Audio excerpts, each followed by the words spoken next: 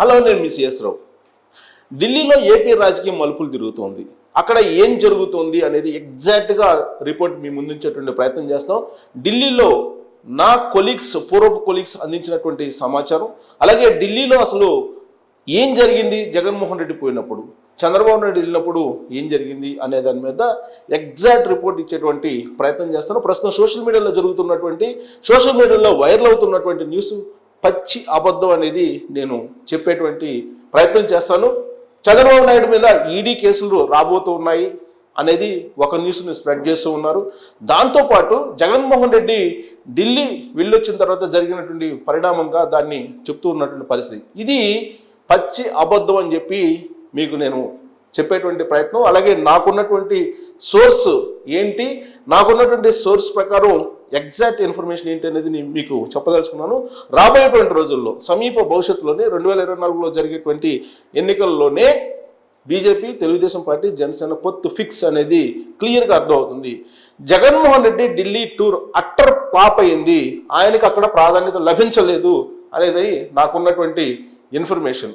అక్కడ నరేంద్ర మోడీ తోటి సమావేశమైనటువంటి జగన్మోహన్ రెడ్డి కంటిన్యూషన్లో అమిత్ షా తోటి సమావేశం కావాలి, కానీ ఆయనకి అవకాశం రాలేదు అనేటువంటి పాయింట్ దగ్గరే ఢిల్లీలో ఆయన టూర్ అటర్ ఫ్లాప్ అయిందని చెప్పి మనం భావించడానికి అవకాశం ఉంది.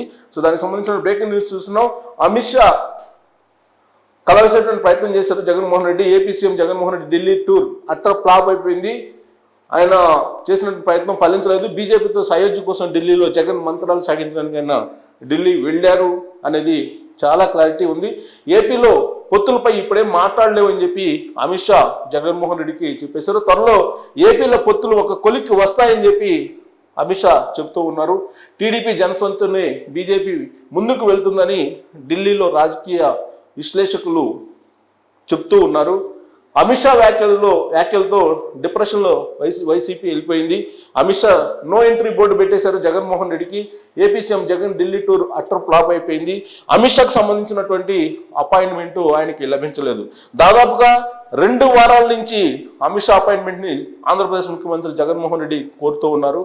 కానీ అమిత్ షా డోర్స్ మాత్రం క్లోజ్ చేసేసారు. ఆ డోర్స్ని మళ్ళీ ఓపెన్ చేయడానికి సిద్ధంగా లేరు అమిత్ షా అనేది ఢిల్లీ నుంచి విశ్వసనీయంగా అందుతున్నటువంటి సమాచారం. తాజా పరిణామాలు ఢిల్లీ వెళ్ళొచ్చిన తర్వాత జగన్మోహన్ రెడ్డి ఏం జరిగింది అనేది సోషల్ మీడియాలో వైఎస్ఆర్ కాంగ్రెస్ పార్టీకి సంబంధించినటువంటి వాళ్ళు మరో రకంగా ట్రోల్ చేస్తూ ఉన్నారు. అవి పచ్చి అబద్ధాలు, చంద్రబాబు నాయుడు మీద ఈడీ విచారణకు ఆదేశిస్తున్నారు అనేది ఏమాత్రం వాస్తవం కాదు కాదు కాదు. ఆడ జరిగినటువంటి సమావేశంలో చంద్రబాబు నాయుడు యొక్క అవసరం రాబోయేటువంటి రోజుల్లో బీజేపీకి ఉంది. అందుకే చంద్రబాబు నాయుడిని పిలిపించుకుంది ఢిల్లీ బీజేపీ పెద్దలు పిలిపించుకొని చంద్రబాబు నాయుడు తోటి మాట్లాడారు. పొత్తుల విషయం, అలాగే సీట్ల షేరింగ్ విషయం కూడా క్లారిటీ రాబోతుంది. అదే జగన్మోహన్ రెడ్డి ఆంధ్రప్రదేశ్ ముఖ్యమంత్రి హోదాలో ఆయనే వెళ్ళారు అపాయింట్మెంట్ కోరి ఢిల్లీకి. వెళ్ళినటువంటి సందర్భంగా ప్రధానమంత్రి నరేంద్ర మోడీ ఫెడరల్ సిస్టంలో ఒక ప్రధానమంత్రి ఒక ముఖ్యమంత్రికి ఇవ్వాల్సినటువంటి అపాయింట్మెంట్ మాత్రమే ఇచ్చారు. అంతకుమించి రాజకీయపరమైనటువంటి అంశాలు ప్రస్తావించడానికి నరేంద్ర మోడీ అవకాశం కూడా ఇవ్వలేదు అనేది పిఎంఓ ఆఫీస్ నుంచి అత్యంత విశ్వసనీయంగా తెలుస్తున్నటువంటి సమాచారం. ఇక్కడే మనం డిఫరెన్స్ కనిపించవచ్చు. ఢిల్లీ వెళ్ళినప్పుడు చంద్రబాబు నాయుడుకి లభించినటువంటి ప్రాధాన్యత ఏంటి, ఢిల్లీ వెళ్ళినప్పుడు జగన్మోహన్ రెడ్డికి ఇచ్చినటువంటి ప్రాధాన్యత ఏంటి అక్కడ అనే దాని మీద విశ్లేషణ చేసుకుంటే బీజేపీ పెద్దలు పిలిస్తేనే చంద్రబాబు నాయుడు వెళ్ళారు. జగన్మోహన్ రెడ్డి బీజేపీ పెద్దల కోసం ఢిల్లీ వెళ్ళారు. ఈ రెండిట్లో చాలా డిఫరెన్స్ ఉంది.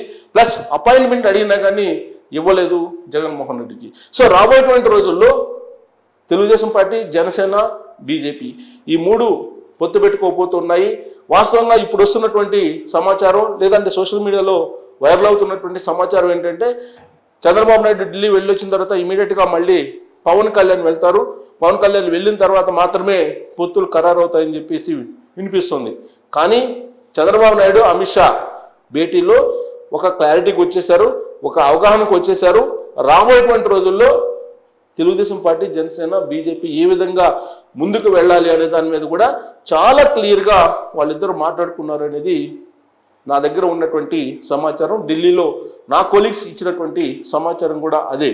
కేవలం సీట్ల షేరింగ్, సీట్లు కూడా ఎంపీలకు సంబంధించి సుమారుగా 8 బీజేపీ వాళ్ళు అడుగుతున్నారు, 6 బీజేపీకి సంబంధించినటువంటి ఎంపీలు ఈసారి పోటీ చేసే అవకాశం ఉంది. జనసేన బీజేపీ రెండింటికి కలిపి 6 ఫైనల్ అయ్యేటువంటి అవకాశం కూడా ఉంది. సో జనసేనకి 2 ఎంపీలు, 4 బీజేపీకి ఇచ్చేటువంటి అవకాశం ఉంది. చంద్రబాబు నాయుడు అనేది కూడా సర్క్యులేట్ అవుతుంది న్యూస్ కూడా.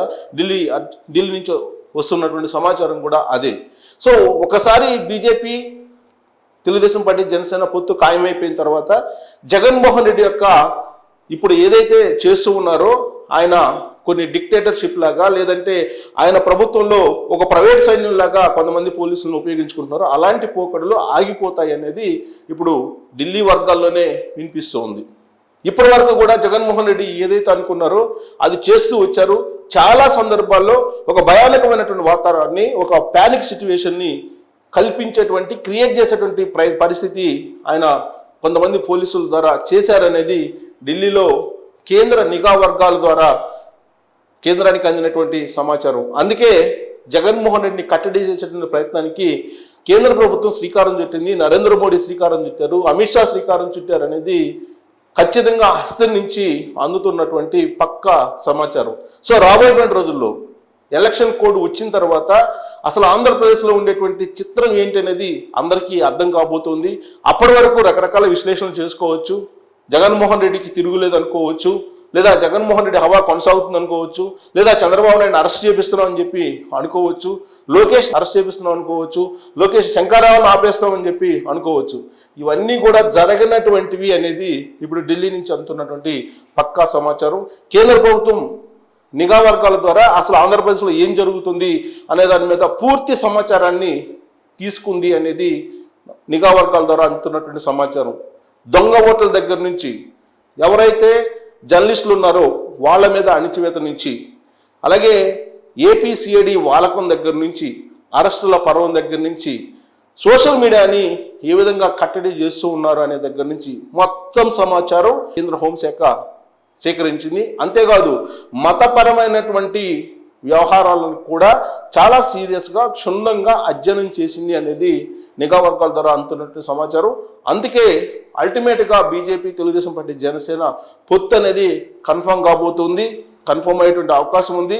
అది కన్ఫర్మ్ అయిన తర్వాత మొత్తం టోటల్ సినిమా ఆంధ్రప్రదేశ్లో మారేటువంటి అవకాశం ఉంది.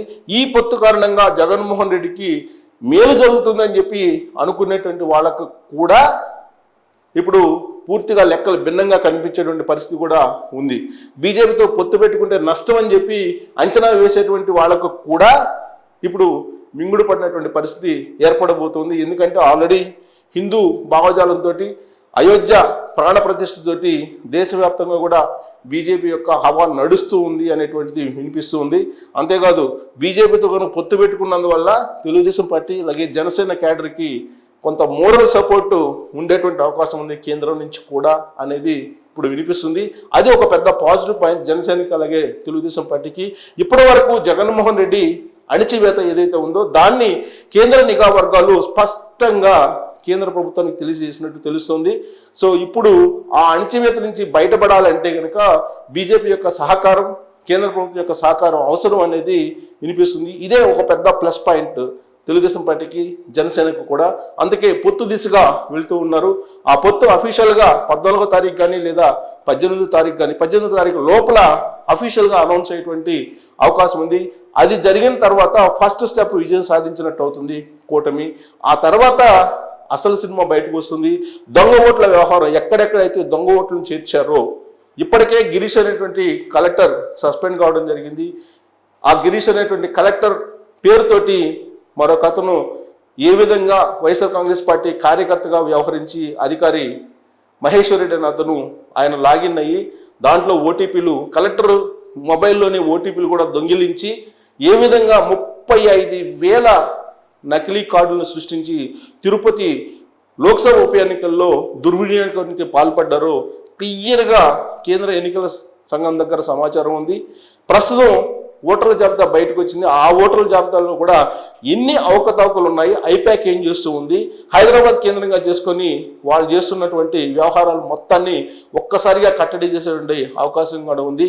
దాంతో ఇప్పటి వరకు వైఎస్ఆర్ కాంగ్రెస్ పార్టీ నమ్ముకున్నటువంటి దొంగ ఓట్ల వ్యవహారం కానీ లేదా రిగ్గింగ్ వ్యవహారం కానీ లేదా కొంతమంది అసాంఘిక శక్తులతోటి ఏదో చేసేటువంటి అవకాశం ఉంది అనేటువంటి ఒక ప్రచారం జరుగుతుంది. దాంతో ఒక పానిక్ సిచ్యువేషన్ కూడా ప్రత్యర్థుల్లో విపక్షాల్లో ప్రత్యేకించి ఉంది కాబట్టి అది కూడా తొలగిపోయేటువంటి అవకాశం ఉంది. దీంతో ఎన్నికలకు చాలా క్లియర్గా కూటమి వెళ్ళేటువంటి అవకాశం ఉంది. అంతిమంగా జగన్మోహన్ రెడ్డి గద్దె దిగేటువంటి అవకాశం ఉందనేది కేంద్ర నిఘా వర్గాలు అంచనా వేస్తుంది, బీజేపీ కూడా అంచనా వేస్తుంది.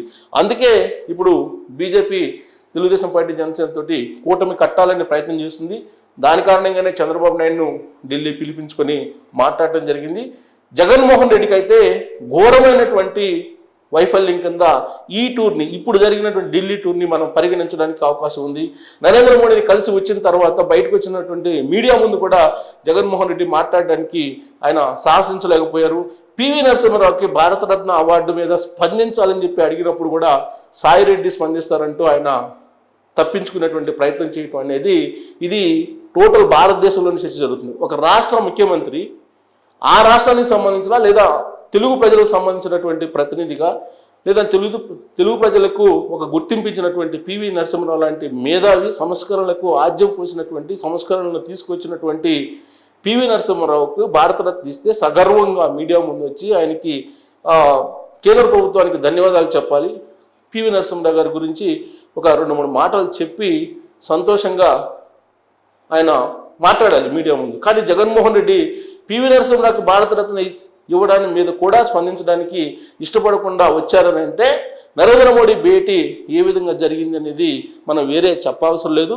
సో పక్కాగా నాకున్నటువంటి సమాచారం ప్రకారం అట్టర్ ఫెయిల్యూర్ అయింది జగన్మోహన్ రెడ్డి యొక్క ఢిల్లీ టూరు. ఆయన ఏమైతే ఆశించి ఢిల్లీ వెళ్ళారో దాంట్లో 0% కూడా సాధించలేకపోయారు అనేది చాలా క్లియర్గా అర్థమవుతుంది. నరేంద్ర మోడీ అపాయింట్మెంట్ కూడా కేంద్ర ఆర్థిక శాఖ మంత్రి నిర్మలా సీతారామన్ ద్వారా ఆయన కలిశారనేది కూడా ఇంకొక ఇన్ఫర్మేషన్ కూడా ఉంది. వాస్తవంగా ప్రధానమంత్రి నరేంద్ర మోడీ కూడా జగన్మోహన్ రెడ్డి తోటి భేటీ కావడానికి ఇష్టపడలేదు అనేది ఢిల్లీ వర్గాల నుంచి అందుతున్న సమాచారం. అయితే నిర్మలా సీతారామన్ని కలిసి నిర్మలా సీతారామన్ ద్వారా పార్లమెంట్లో మాట్లాడి ఆ తర్వాత నరేంద్ర మోడీ తోటి అపాయింట్మెంట్ పెట్టించుకున్నారనేది మరొక సమాచారం కూడా ఢిల్లీ నుంచి వస్తూ ఉంది. నాకున్నటువంటి నా సర్కిల్లో నా కొలీగ్స్ ఇచ్చినటువంటి సమాచారం అది. పక్కాగా ఢిల్లీ టూర్ అట్టర్ ఫెయిల్ అయిందని చెప్పి జగన్మోహన్ రెడ్డి మనం చెప్పుకోవచ్చు.